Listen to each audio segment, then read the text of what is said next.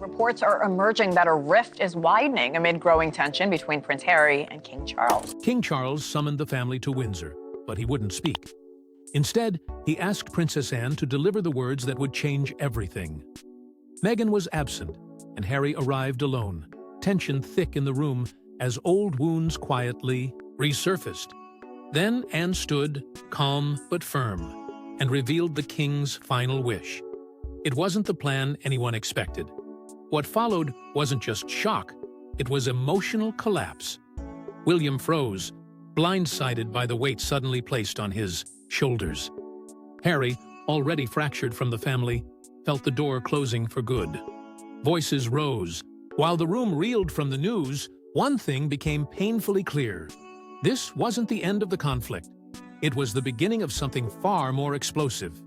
But no one could have predicted what Princess Anne would reveal next. Princess Anne stood up, and in that moment, silence gripped the room.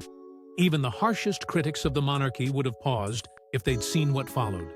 There was no royal fanfare, no ceremony, just a truth so raw that it cracked the polished walls of tradition. With the weight of her brother's legacy on her shoulders, Anne spoke not as a princess, but as the one person King Charles trusted most to deliver the one message that could fracture or fortify the royal family forever. What she revealed wasn't an announcement. It was a reckoning. King Charles, now weakened by illness, but still deeply aware of the fragility of the crown, had made a choice. Not one driven by favoritism or sentiment, but by survival. He'd seen the chaos the monarchy had weathered over decades, divorces, scandals, accusations, and knew the next move had to be one of vision, not comfort. So he turned to Anne. Not William, not Camilla, not even a royal advisor. Anne. Because, in a family that tiptoes around truth, she never flinched from it. Her words were deliberate, but devastating. Charles's final wish wouldn't hand everything to William on a silver platter.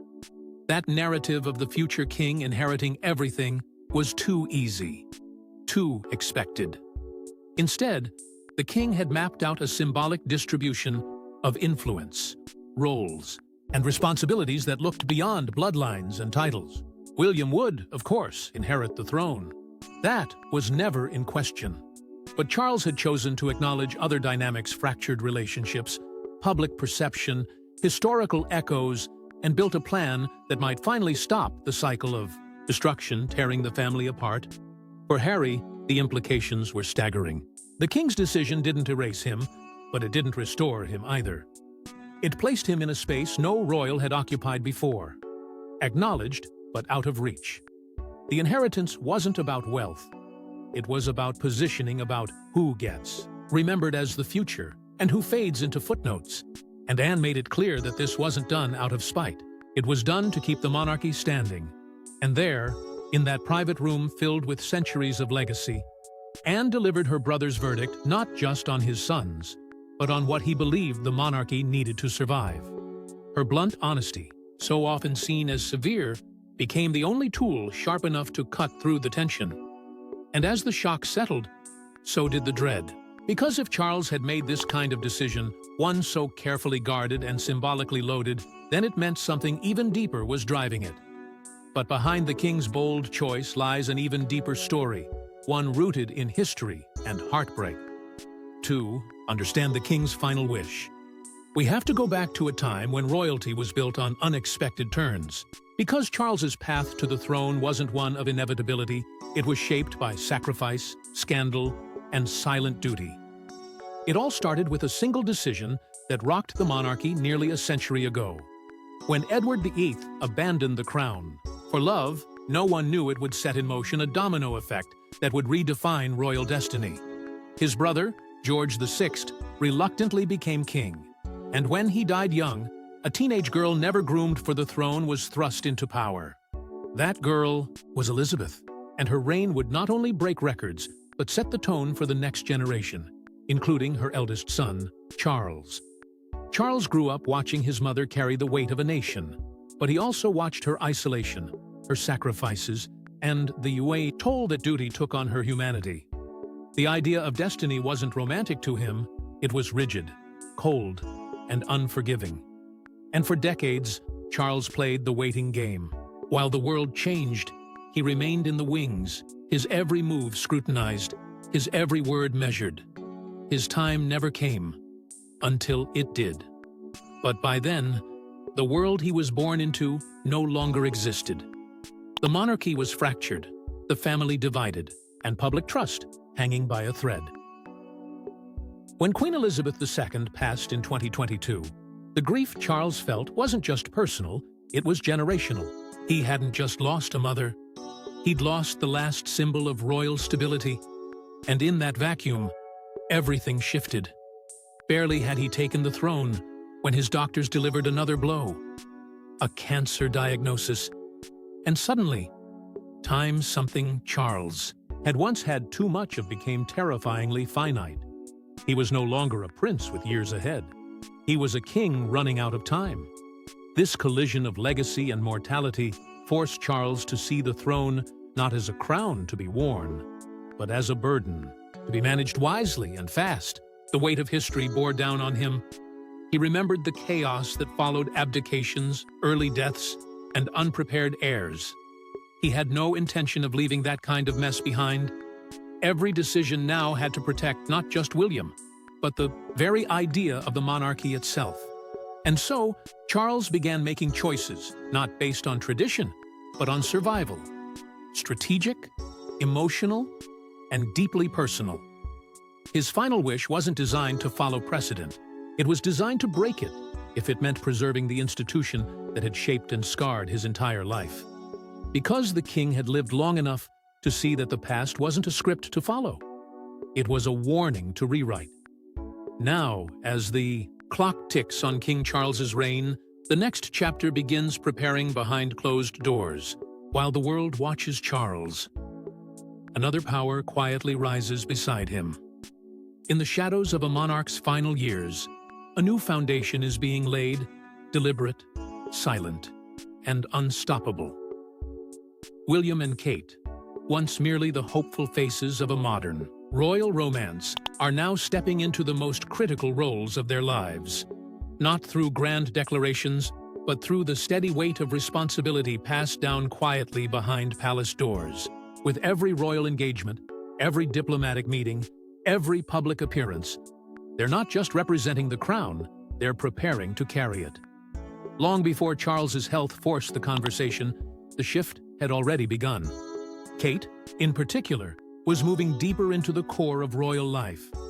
Not because she was asked, but because the monarchy demanded it. Even before the cancer diagnosis rocked the royal household, she had been gradually shouldering more duties. Attending solo engagements, quietly leading projects, hosting international dignitaries, and always with a presence that echoed a queen in waiting. Unlike others who resisted royal expectations, Kate never flinched. She adapted, evolved, and won the admiration of both the public and the palace. Behind the scenes, Operation Menai Bridge, the code name for King Charles's succession plan, has long been in motion. It outlines every step the monarchy must take the moment Charles dies or abdicates. From notifying the Prime Minister to lowering flags and moving the King's body to Westminster Abbey, every detail is rehearsed like choreography. But what isn't practiced is the emotion, the weight of legacy falling on the shoulders of the next generation. And for William and Kate, that moment isn't some distant future anymore. It's approaching fast. What the public sees is polished. But beneath the surface, the sacrifices are enormous. Kate's world has shrunk in scope, but expanded in significance.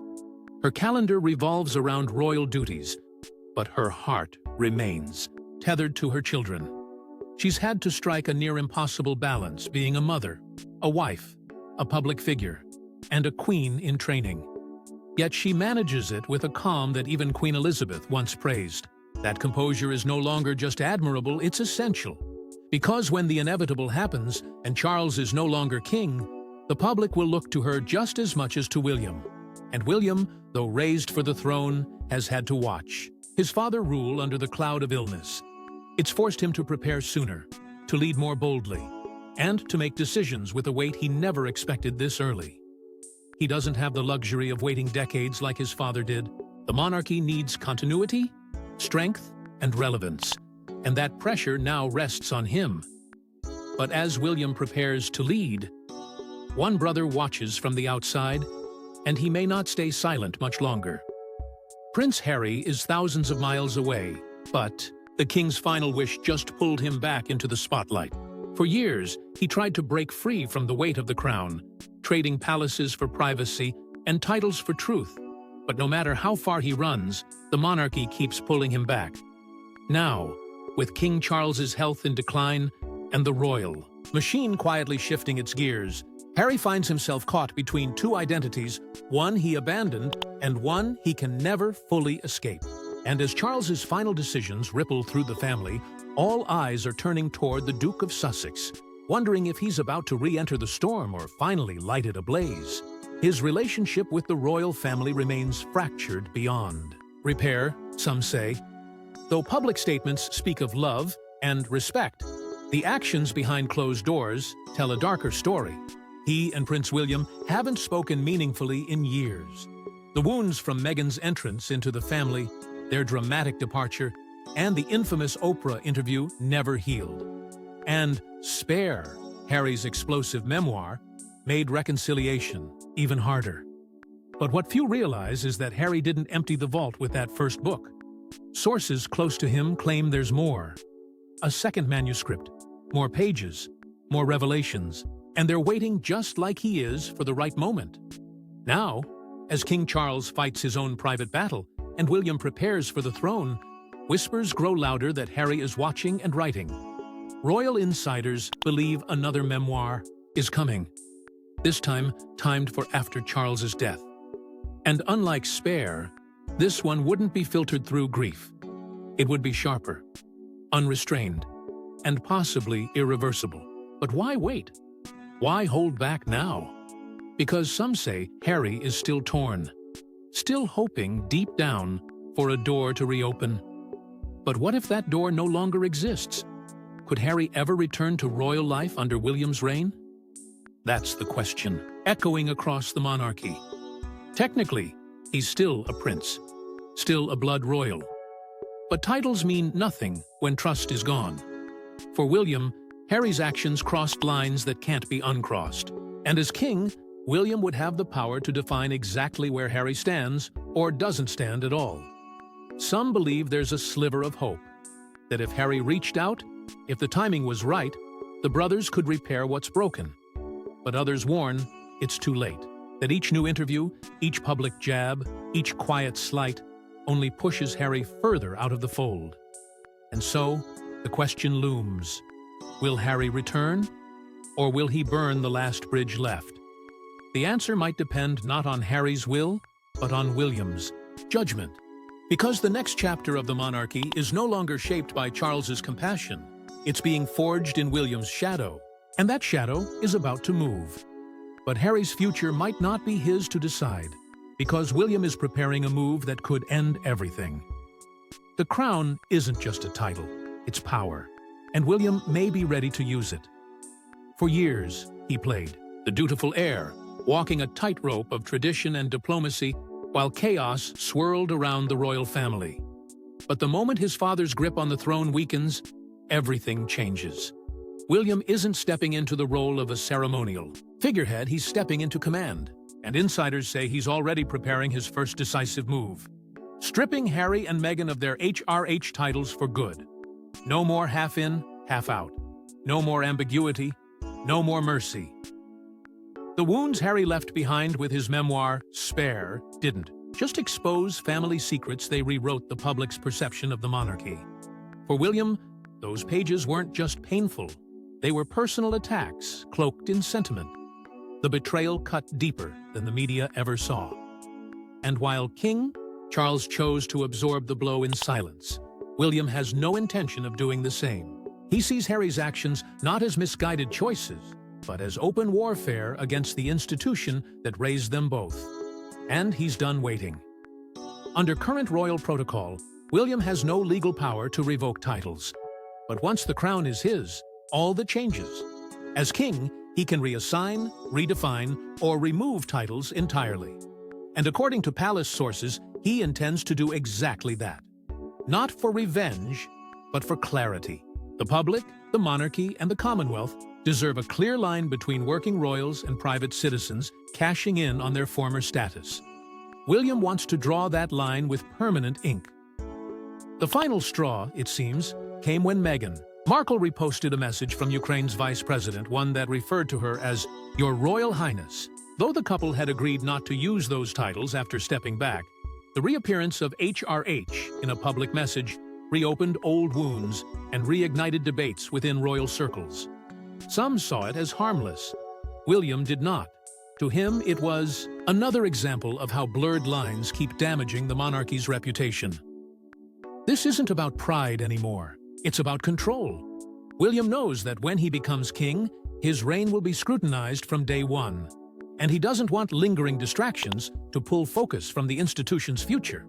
By making this move early, decisively, and publicly, he sends a clear message. Loyalty matters. So does integrity.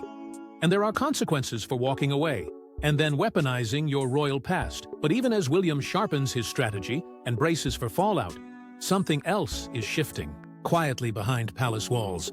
Because while the brothers drift apart, another woman rises with unstoppable momentum. She wasn't born royal, but now she may be the monarchy's only hope. In a family built on lineage, bloodlines, and centuries-old privilege, Catherine Middleton entered from the outside quiet, composed, and underestimated. She carried no titles, no ancient heritage, no aristocratic legacy.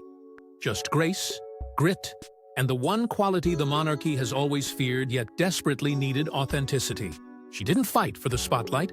She didn't demand reverence. She earned it, moment by moment, through silence when it would have been easier to speak, and through dignity when the world was watching, waiting for her to crack. From the start, her path wasn't easy. While Queen Elizabeth saw something rare in Kate, a young woman with the steadiness of a sovereign, Camilla saw a threat. Kate was the outsider who became the favorite, the woman the public adored without effort, without scandal, without controversy. She didn't have to erase her past or reinvent herself.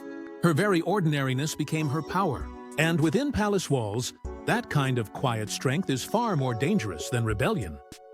When Meghan Markle accused Kate of making her cry during the now infamous Oprah interview, the palace braced for damage. But Kate said nothing. No interviews, no rebuttals, no drama, just silence. And that silence didn't make her look guilty, it made her untouchable. In a time when the monarchy was unraveling in public, Kate became its anchor. She reminded the nation what royal resilience looked like. Not loud, not performative, but immovable. The contrast between her and those who left became painfully clear, and her image only grew stronger. But Kate's power isn't just image. Behind the scenes, her influence has become undeniable. She's strategic, trusted, the kind of voice that advisors listen to when the cameras are gone. While others fell from grace, Kate rose by refusing to play the game. She's redefined what it means to be royal in a world that no longer reveres crowns by default. Her presence at King Charles's coronation wasn't just ceremonial, it was symbolic. The monarchy's future stood beside him, not behind. Now, as William prepares for the crown, Kate is no longer just the supportive wife. She's the emotional backbone of the institution, a mother of three, a public figure, and a woman who has endured global scrutiny with relentless grace. She's everything the monarchy needs to survive the next era, and everything it failed to be in the last. In every crisis, she's been the calm. In every scandal, the constant. Her influence doesn't come from position, it comes from poise. And that, more than any title, is what sets her apart. But even with Kate's strength, the kingdom may not survive the next storm if the brothers stay divided.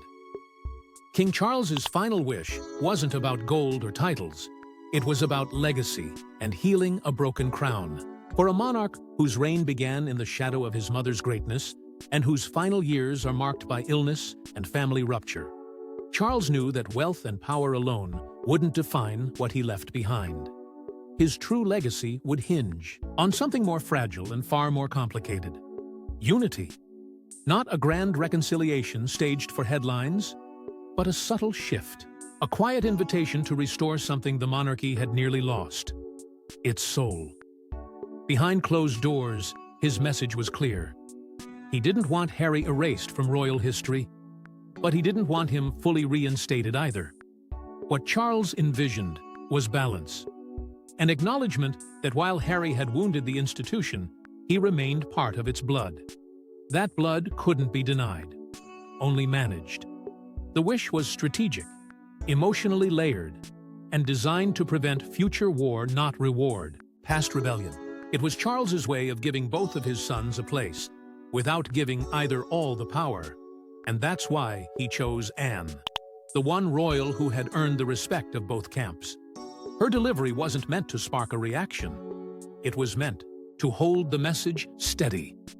Anne softened the blow with firm hands, hoping that her voice could deliver what Charles's frail presence could not: a chance for understanding, a final olive branch disguised as royal instruction.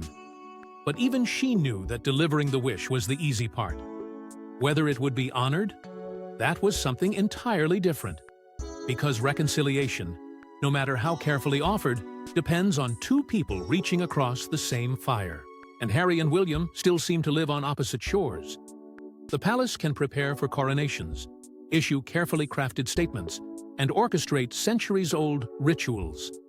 But it cannot force peace, it cannot erase betrayal, and it cannot undo what's been written and broadcast to the world. Charles's wish may have opened the door, but it's William who must decide whether to walk through it. And that decision looms larger than ever. William's coronation is no longer a distant tradition, it's a defining moment. One that could mark the healing of a fractured royal family, or confirm its permanent divide. Will he honor his father's final hope? Or will he choose a stricter path, closing the gates that Harry walked away from years ago? Insiders whisper about contingency plans, strategic leaks, and final chances. But no one, not even those within the palace, truly knows what comes next. Because the king's final wish wasn't just a plea, it was a test of character, of loyalty, of future leadership. And now, that test falls squarely on William's shoulders. One wrong step could rewrite everything Charles spent his life trying to protect. The monarchy stands at a crossroads. And the next move? It could change royal history forever. Thanks for watching. Don't forget to like and subscribe, and we will see you in the next one.